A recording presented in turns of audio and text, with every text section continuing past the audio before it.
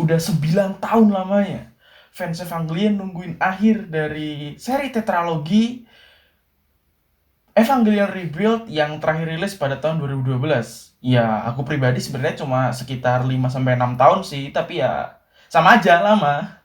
Dan akhirnya pada tahun 2021 kita dapat movie terakhir dari seri tetralogi ini. Evangelion 3+1 Thrice Upon a Time. Ya, aku sebenarnya cukup nyesel karena apa yang terjadi pada dunia ini. Karena itu Evangelion gak rilis di bioskop dan rilisnya di streaming service Amazon Prime. Ya, aku tetap mendukung Hideaki Anno dengan menontonnya di Amazon Prime dan ya memperkaya Jeffrey Bezos. Setelah aku nonton, memahami dan mencoba memahami, aku di sini mau nge-review lah ya. Ya, sebagai fans Evangelion sejati, setidaknya kita menyisihkan waktu untuk mereview film yang digadang-gadang sebagai film gaib ini.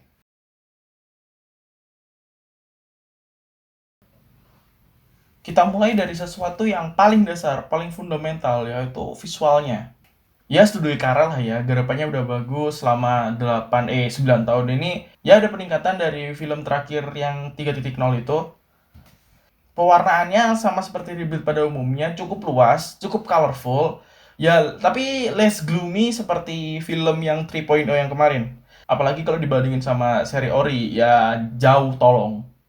Dan ya, sebagai Evangelion tentu saja ada beberapa shoot artistik yang ya surreal, abstrak, dan semiotik. Karena ya Eva butuh sentuhan artistik agar tetap kerasa Evanya gitu kan, tetap kerasa apa maknanya gitu. Kalau Eva itu penuh dengan filosofi, kalau Evangelion itu ya kayak gitulah. Lalu cukup banyak juga sudut lanskap. Lanskapnya di sini lanskap desa, lanskap alam, dan lanskap-lanskap post apokaliptik yang cukup banyak. Dan aku menganggapnya itu cukup keren dan cukup memanjakan mata lah ya, cukup ada ya cuci mata gitu, selain cuci matanya lihat waifu, ada cuci mata lanskap-lanskapnya gitu. Dan bagian awal film ini itu tuh isinya scene-scene hijau, scene-scene keseharian. Dimana ya tentu saja menenangkan, chill gitu. Aku cukup kaget setelah apa yang terjadi pada 3.0 kemarin, kita dapat scene yang menenangkan, scene hijau ini. Dan ya kita terima kasih pada art director dan orang-orang di balik visual-visualnya karena rebuild ini kita dapat sudut mecha yang sangat kece yang ya try to no challenge bagi penggemar mecha itu sangatlah ya berkah. Di sini sudut mekanya ya keren dan gerakannya juga smooth gitu. Kalau CGI-nya itu sebenarnya overall bagus. Tapi ada beberapa CGI yang agak off gitu. Jadi ya kurang enak ya, masih enak mata sih cuma kurang gitu aja. Mungkin gara-gara overall CGI-nya bagus jadi lihat yang kurang dikit pun langsung anjlok. Dan CGI-nya juga ada animasi-animasi dua dimensi yang gerakannya cukup smooth, gerakannya ya animasinya banyak gitu ya, banyak FPS-nya gitulah, seperti gerakan ya Asuka, gerakannya ya banyak gerakan-gerakan gitulah. Desain baru dari unit 2, yakni unit 2 Alpha, unitnya Asuka, itu keren. Jadi kan ya sebagian tubuhnya kan hancur ya, tinggal tangan kanannya atau tangan kirinya gitu yang tersisa. Jadi ya yang merah cuma itu dan sisanya itu warnanya itu hijau militeri gitu. Jadi kayak apa ya? Ya baju tentara gitu. Jadi kayak militeri dan bawa senjata gede gitu kan. Dan mukanya itu diubah kayak Oni gitu. Jadi keren aja gitu loh. Terus yang paling ku suka di sini tuh desainnya sih unit 8, unitnya si Mari. Unit 8 beta. Unit 8 beta ini sebenarnya udah muncul di teasernya yang udah dari zaman dahulu itu. Ya dari situ udah wow, desainnya kok keren gini gitu kan, ada tambahan kayak apa kerennya gitu, muter-muter gitu. Aku seneng banget lihat itunya, satisfying. Apalagi yang scene awalnya itu benar-benar satisfying lihat apa namanya mecha itu ya, ditambah lagi CGI yang bagus jadi ya cukup ya, jadi ya sangat memanjakan mata, cuci mata banget gitu loh movie ini tuh. Ada beberapa apa ya, visual-visual yang mereferensikan seri-seri orinya, seri-seri lama, entah itu dari seri TV atau dari End of Evangelion. Jadi ya sebagai fans Evangelion kita cukup ya bikin gini. Tapi ya kurangnya di sini ya sebagai ya Hideaki Anno dan Evangelion tentu saja ada beberapa fan service.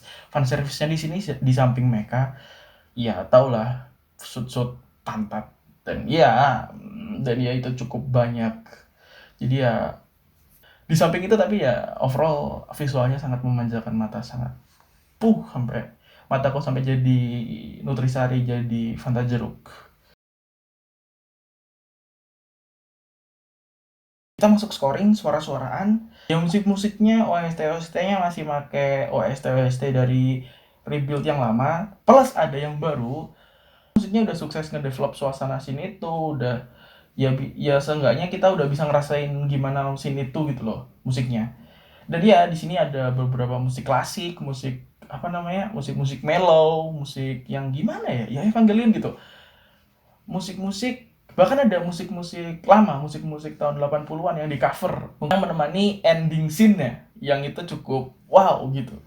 Lagunya itu Voyager, lagu yang ini. Aku kasih link kalau kalian mau lihat lagunya. Karena kalau di sini pasti nanti di copy kanan.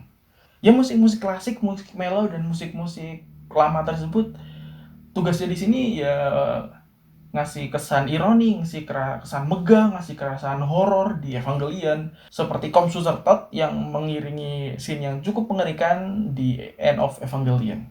Lalu untuk musik-musik yang seru, musik-musik yang asik, itu tuh musik-musiknya kayak apa ya? Vibe-nya itu kayak musik-musik musik tokusatsu, terutama tokusatsu lama.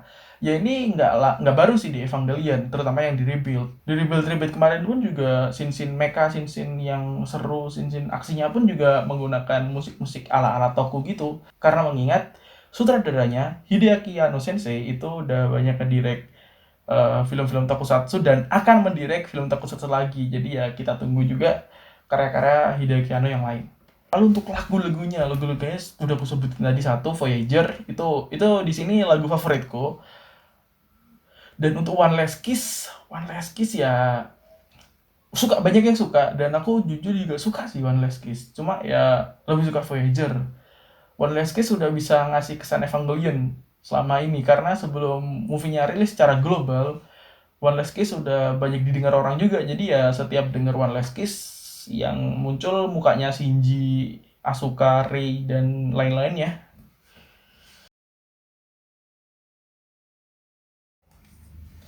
Masuk ke bagian yang sangat krusial, plot.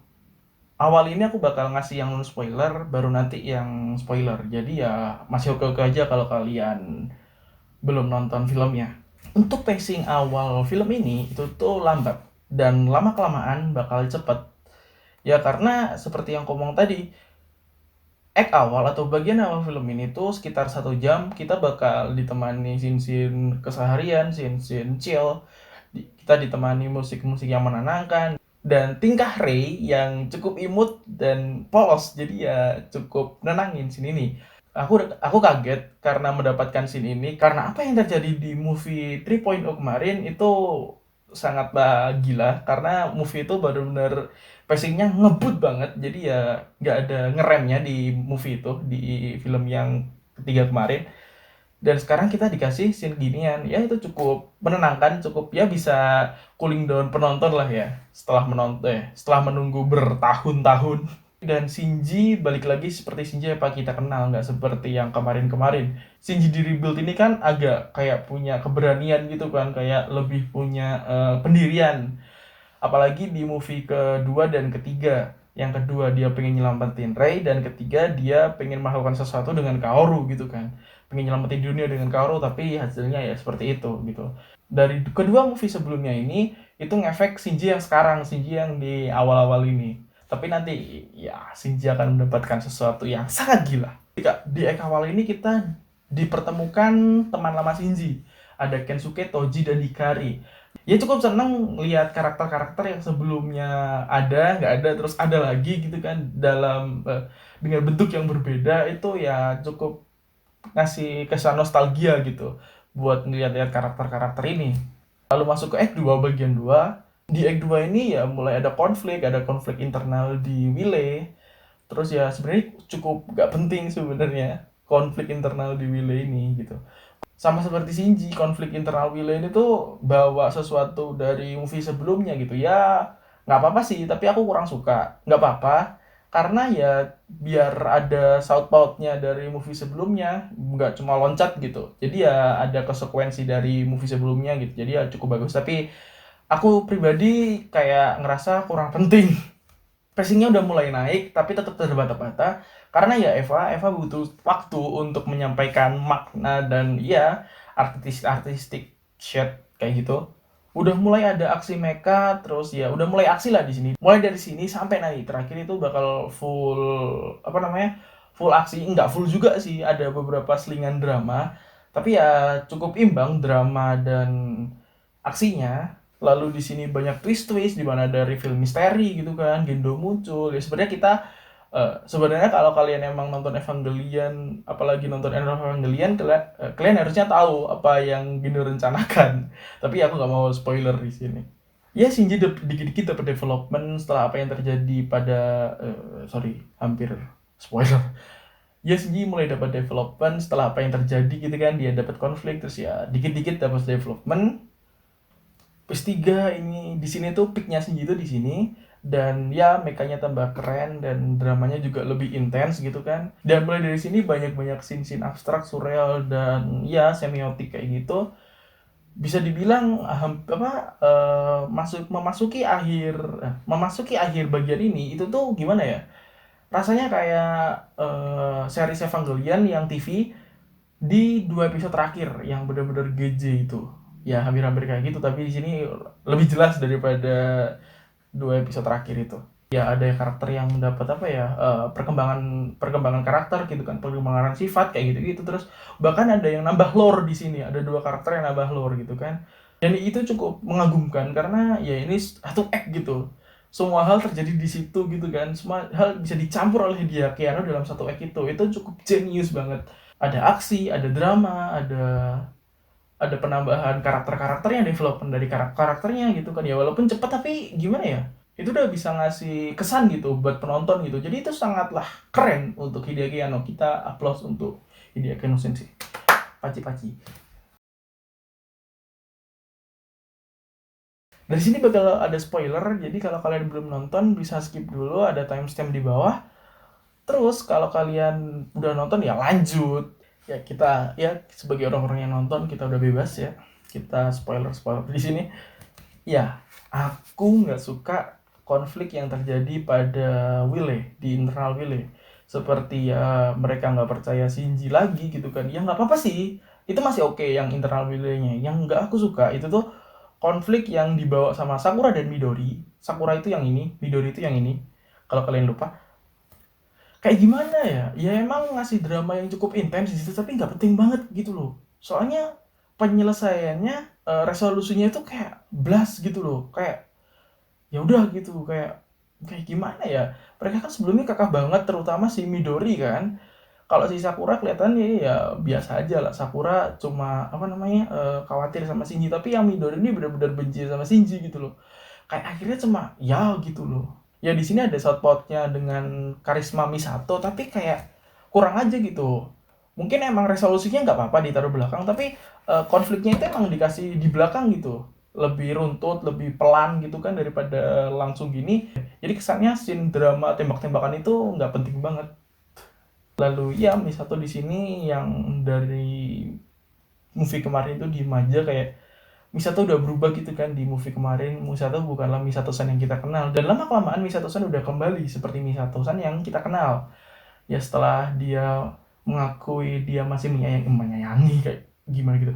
Dia masih peduli dengan Shinji, dia peduli dengan anaknya gitu. Ya di sini gimana ya, Misato-san akhirnya cukup sweet gitu. Aku suka Misato-san. Aku senang Misato-san bisa kembali seperti semula menjadi Misato-san yang kita kenal. Dan di sini development Shinji Edan. Kuakuin di sini development Shinji Edan. Shinji dapat development tergila di film keempat ini. Melebihi apa yang terjadi pada kalau Evangelion Shinji bajingan. Di manga ya cukup keren development Shinji, tapi di sini development Shinji benar-benar gila. Development Shinji di sini aku nggak bisa berhenti ngomong itu. gimana ya, Shinji yang kita kenal itu adalah Shinji yang bawa masalah. Shinji yang masalahnya itu harus diselesaikan orang lain gitu. Dia harus butuh orang lain buat nyelesain masalah ini. Tapi di sini Shinji justru menyelesaikan masalah orang lain gitu loh. Kayak dude gitu kan, anak mama udah gede gitu si Shinji. Ya, aku sangat senang Shinji di sini. Omedeto Shinji. Oh iya, aku lupa. Di sini kita juga dikenalkan karakter baru, yaitu anaknya Misato dan Toji. Itu di sini gimana ya? Di sini juga sebenarnya dia penting nggak penting sih, soalnya dia instead of karakter, dia ini lebih kerasa kayak alat buat development Shinji, alat buat nganu Misato gitu. Jadi ya penting nggak penting, tapi ya cukup mengecewakan karena sebelum movie ini rilis, pampang bukanya itu cukup rame gitu di internet gitu kan. Ku dikira siapa ini ngapain gitu, ternyata cuma gitu doang gitu. Dan dia dialognya itu cukup dikit, ya cukup mengecewakan sih si siapa Ryoji ini.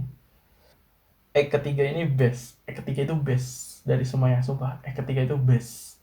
Semuanya dijadiin satu. Kayak kayak reveal Asuka gitu kan, kayak apa yang terjadi pada Gendo, masa lalu Gendo, kayak ternyata masa lalu Gendo itu kayak Shinji gitu kan. Lalu aksinya, dramanya, dilemanya, terus aksinya Misato juga gitu. Itu dijadiin satu dalam satu act. Itu sekitar berapa ya? 45 menit atau 1 jaman gitu. Itu dikompreset gitu. Padahal di act pertama itu 1 jamnya cuma santai-santai lihat keimutan Rey, dan di sini tuh dikompres jadi satu, dan itu rapi, dan itu bisa ngasih kesan ke penonton. Itu benar-benar genius si Hideaki Anno.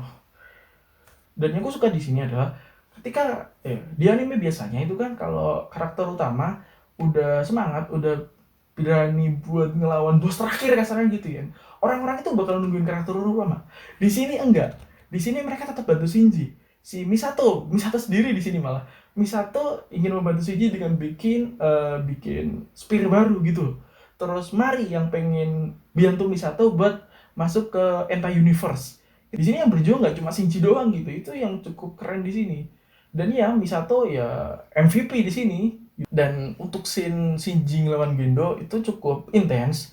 Entah itu gelutnya dan dramanya ya yang ku omong tadi. Lalu ada scene-scene surreal yang ada beberapa ada scene yang ya itu scene yang kayak End of Evangelion, yang itu tuh kebalikan dari End of Evangelion gitu kan, dimana di End of Evangelion Asuka itu ngomong Kimachi Warui atau menjijikan. Di sini Asuka ngomong Suki atau dia menyatakan cinta pada Shinji gitu.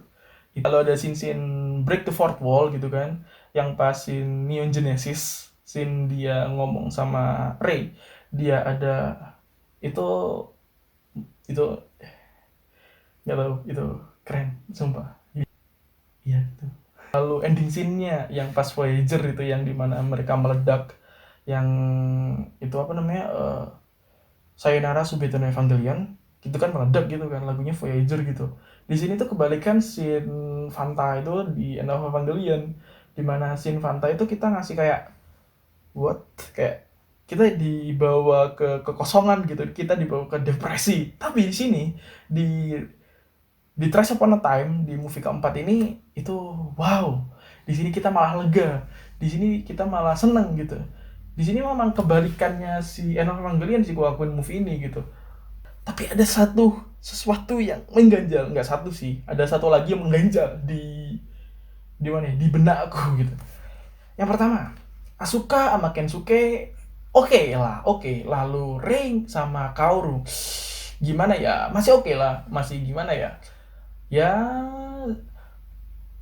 oke lah, nggak apa-apa lah, kita kasih itu, kita kasih celah buat Rei sama Kaoru. Kensuke dan Asuka sweet, mereka lucu gitu kan, mereka sweet gitu. Tapi yang satu ini itu apa gitu loh, Hideaki no Sensei, kami butuh penjelasan. Saya sih, kalau kalian nggak nih apa, saya butuh penjelasan. Aku bukannya benci sama Shinji sama Mari, tapi kayak gimana gitu loh. Ya kita nggak tahu kalau Hideaki Anno nyuruh kita move on dari waifu war yang sudah berlangsung dari tahun 95 sebelum aku lahir bahkan. Tapi ya kalau untuk Asuka sendiri, kalau kalian fans Asuka, kalian bisa baca manga sih. Di situ Shinji akhirnya sama Asuka ya, enggak sih open open ending, tapi ya sama Asuka gitu. Dan untuk kalian yang ngesip Shinji sama Rei, kalian bisa ke psikiater. Terima kasih. Dan ya, Eva Gillian 3.0 plus 1.0 Thrice Upon a Time ini meninggalkan sesuatu yang melegakan, sesuatu yang membahagiakan. Sangat berbeda dengan Eva lainnya. Original series TV membawa kita pada kekosongan, membawa kita pada pertanyaan, hah, kok endingnya gini? End of Evangelion membawa kita pada depression, membawa kita pada membawa kita pada overthinking. Kenapa kok gini? Kenapa? Apa yang terjadi? Kenapa semuanya gini gitu? Kalau kita sampai di akhir end of video ini, ya overall ini sangatlah recommended kalau kalian belum nonton. Dan kalau kalian udah nonton, aku bisa ngomong ini keren movie-nya. Aku suka movie ini gitu. Dan biasanya orang-orang kalau nge-review itu dikasih skor ya. Dan di sini skorku, final skorku untuk Evangelion Rebuild 3.0 plus 1.01 Thrice Upon a Time, aku kasih skor Sayonara Subetona Evangelion per 10.